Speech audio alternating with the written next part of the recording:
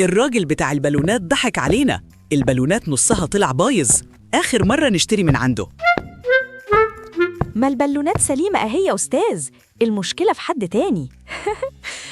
تقصدي إيه؟ أقصد كده. وش معنى بقى؟ لازم الهواء يتخزن في صدرك الأول وبعدين تنفخه زي كده بالتمام. أوه، أنا عندي الحل. إيه بقى؟ هشرب كل الهواء اللي في الكوباية وأخزنه في صدري وأنفخ كل البلالين. والهواء هيتخزن فين بقى يا عبقري؟ لازم يكون عندك خزان هوا جوه، وانت يا عيني فاضي. أديكي شايفة، ما عنديش غير شوية عظم ولسان. عشان تتنفس لازم يكون عندك رئتين هنا في صدرك. تعال نشوف. هنشوف إيه؟ تعال بس هتشوف بعينك. شايف البالونتين الكبار دول موجودين جوه صدر كل واحد فينا.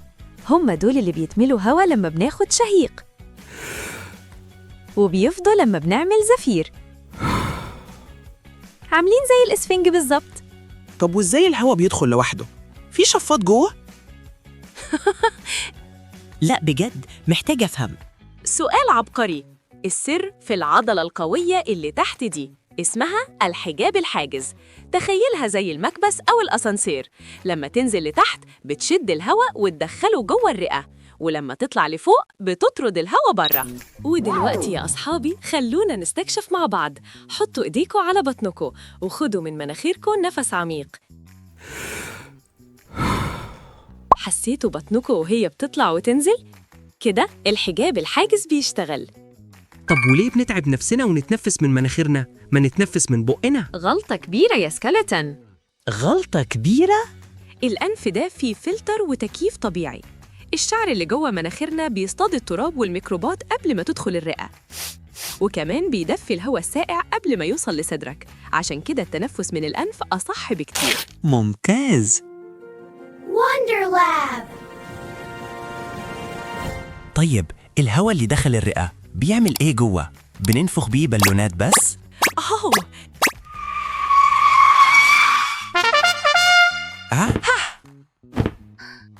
لا طبعاً، في الرئة بيحصل أهم تبادل تجاري في الجسم. فاكر عربيات الدم؟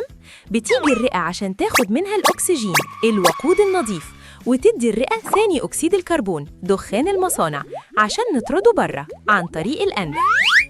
ممكن أسأل كمان سؤال؟ أكيد طبعاً، محدش بيتعلم من غير ما يسأل. عايز أعرف ليه لما بنجري أو نتنطط التنفس بيبقى سريع؟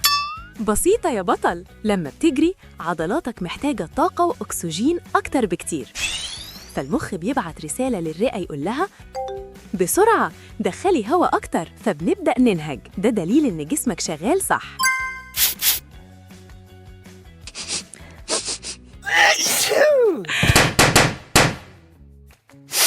وده اسمه إيه؟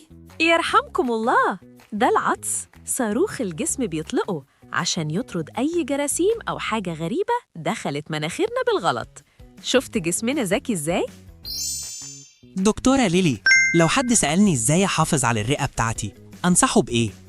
اسمع يا سيدي، أهم نصيحة إننا لازم نبعد عن التدخين واللي بيدخن ونلعب رياضة في الهواء النظيف. نصيحة ممتازة ومعلومات خطيرة من أشطر دكتورة في الدنيا. شكراً سكريبان. ودلوقتي يا أصحابي خدوا نفس عميق ودوسوا لايك وسبسكرايب.